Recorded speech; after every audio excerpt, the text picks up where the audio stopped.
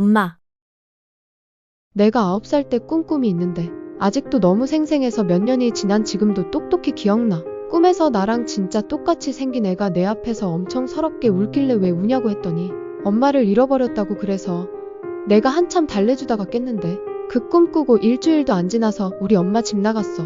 현재까지도 집에는 안 돌아왔고 외가 쪽도 엄마랑 아예 연락이 안 되고 우리도 외가 쪽도 살았는지 죽었는지도 모르고 있는 상태야. 그때 그 꿈에서라도 같이 찾아볼걸. 대만 여행 금기사항. 대만 여행 계획이 있는 사람들은 알아야 할 대만 여행 금기사항이 있는데 그건 바로 길가에 떨어져 있는 빨간색 봉투를 줍는 거. 봉투 안에는 현금이 들어있어 뜻밖의 횡재라고 생각할 수 있지만 현금 말고도 누군가의 머리카락, 손톱, 사주팔자를 적은 종이, 누군가의 사진이 들어있는데 무서운 점은 이 신체 일부의 주인이 이미 세상을 떠난 고인이라는 점. 이렇게 길거리에 빨간 봉투를 두는 것은 대만의 일부 지역에 남아있는 풍습인데 미혼인 채로 숨을 거둔 가족에게 짝을 지어주기 위함으로 길거리에 빨간 봉투를 둔 유족들은 숨어서 누가 봉투를 집는지 지켜보다가 그 봉투를 이성이 줍는다면 두 사람의 영혼 결혼식이 이뤄졌다고 믿는다고 합니다. 그래서 빨간색 봉투를 발견한다면 절대로 주워서도 만져서도 안 된다고 하네요. 시급 높은 알바. 어떤 여자가 알바를 구하고 있었는데 시급 4,000원대 이던 시기에 어떤 카페가 시급이 무려 10,000원인 거야. 연락하니까 다른 곳들과는 사뭇 다른 질문들을 했는데 시력 좋은 편인가요? 메뉴판이 작아서 시력이 좋아야 해요. 술, 담배 하세요. 저희 카페에서 흡연 금지라서요. 지병은 없으시죠? 오래 일할 사람 구하고 있어요. 이런 질문들이 끝나고 주소 찍어주고 택시비 많이 나오니까 조금 늦어도 버스 타고 오라고 얘기하더래. 여자는 대수롭지 않게 생각하고 가기로 했어. 근데 면접날 늦잠을 자서 버스 대신 택시 타고 가려고 택시 잡고 주소를 불렀더니 기사님이 어리둥절한 표정으로 젊은 사람이 거기에는 뭐 하러 가냐고 묻는 거야. 그래서 카페에 면접 보러 간다고 했더니 기사님은 그 근처가 전부 개발되다가 중지돼서 공사판이라 카페 같은 건 전혀 없다고 하셨어. 그 말 듣고 찜찜해서 면접은 안 가고 다음날 전화해보니 없는 번호라고 나오더래. 택시 타지 말고 버스 타라던 게 이유가 있던 거야. 그 당시에 만연하던 인신매매였던 거지. 택시. 나 고등학교 때 시험 기간에 새벽 5시 좀 넘어서 학교 가는 벼락치기 여왕이었는데 원래 친구랑 둘이 타는데 그날 내가 너무 일찍 나와서 혼자 택시 탔어. 근데 택시기사 아저씨가 새벽인데도 선글라스 끼고 있어서 좀 이상했어. 그리고 자꾸 룸미러로 눈 마주치는 이상한 느낌이 들었는데 아저씨가 갑자기 학생 몇 살이야? 그래서 18살이요. 이랬더니 18? 그래서 맞다고 대답하고 아무 말 안 하다가 좌회전해야 되는 곳에서 좌회전 안 하고 갑자기 차 세우더니 학생 내려.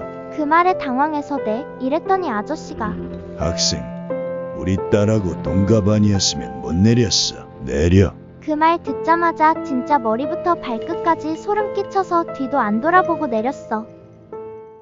엘리베이터.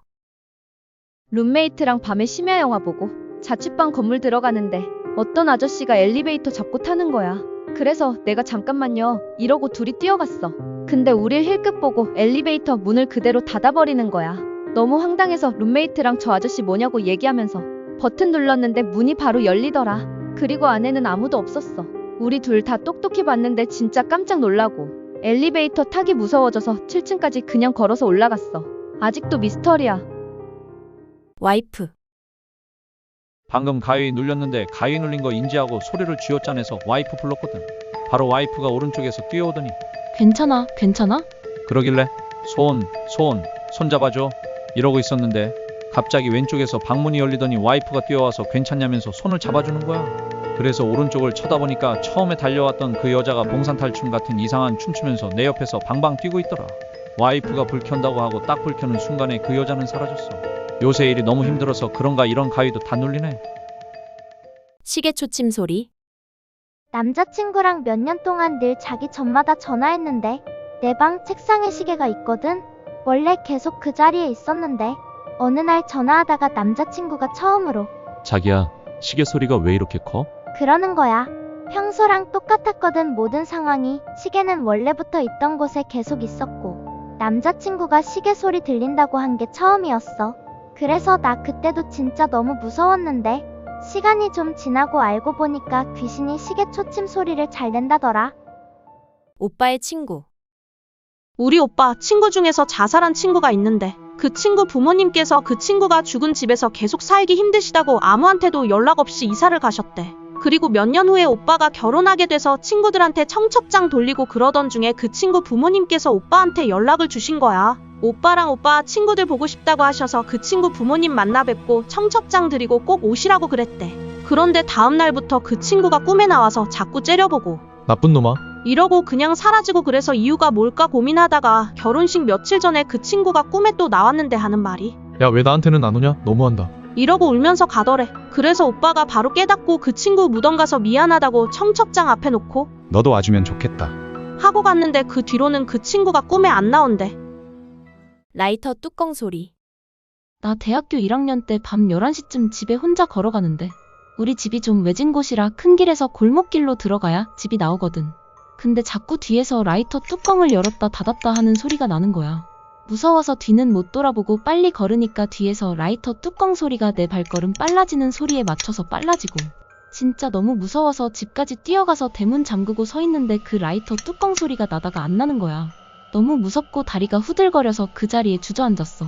근데 대문 밑에 틈으로 어떤 남자가 납작 엎드려서 나 쳐다보고 있더라. 진짜 기절할 뻔했어. 마침 아빠가 쓰레기 버리러 나와서 그놈은 도망쳤고, 진짜 그때 생각하면 아직도 너무 무서워. 사주. 친척 중에 철학관 하시고 용하기로 엄청 유명하신 할아버지가 계시거든. 근데 고모가 둘째로 아들 하나 낳으시고 나서 그 할아버지께서 고모를 볼 때마다 넌 사주에 자식이 하나밖에 없는데 이상하다고, 둘째 보면서 얘는 절대로 태어날 수가 없는 사주라고 계속 이상하다고 그러셨대.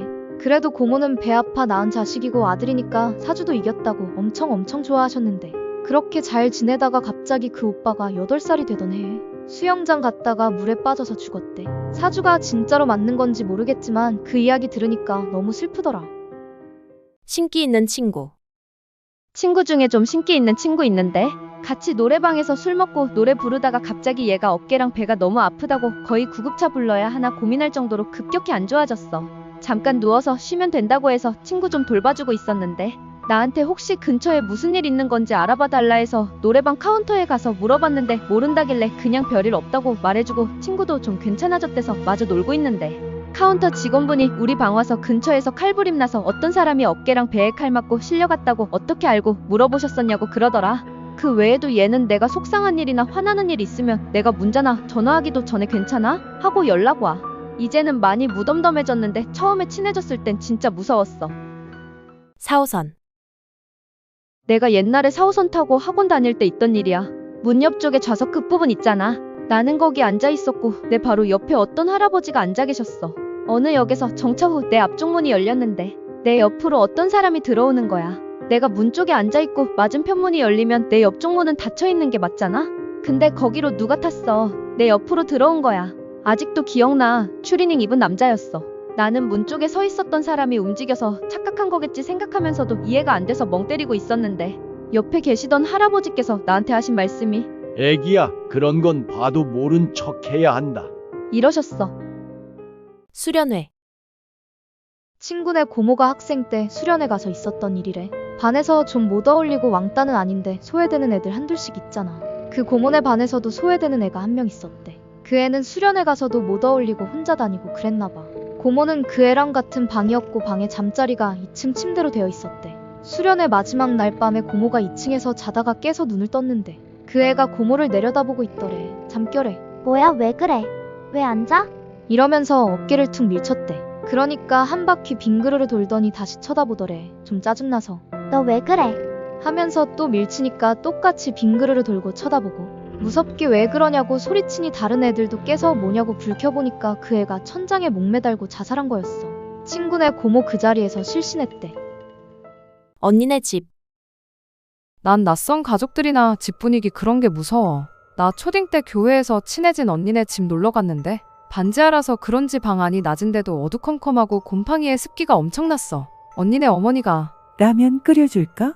그러셔서 좋아했는데 라면을 무슨 비빔라면처럼 끓여주셨어. 면 익으면 물 버리고 스프 넣고 비벼주는 식으로. 진짜 엄청 짰어. 언니는 익숙하다는 듯 물 부어서 먹더라. 그리고 게임하면서 놀고 있을 때 뭔가 시선이 느껴져서 문 쪽을 봤더니 어머니가 한 10cm 남짓 열린 문 사이로 우리를 보며 입만 웃으면서 중얼거리고 계셔서 놀랐더니 언니가 또 익숙하다는 듯 문 닫아버리고 할머니도 계셨는데 거동을 못 하시는지 방석에 앉아서 팔로 온 집안을 미친 듯이 기어다니시고 너무 무서워서 언니, 이 집에서 살면 답답하지 않아? 하고 물어봤더니 이제 익숙해. 그랬던 게 기억나네.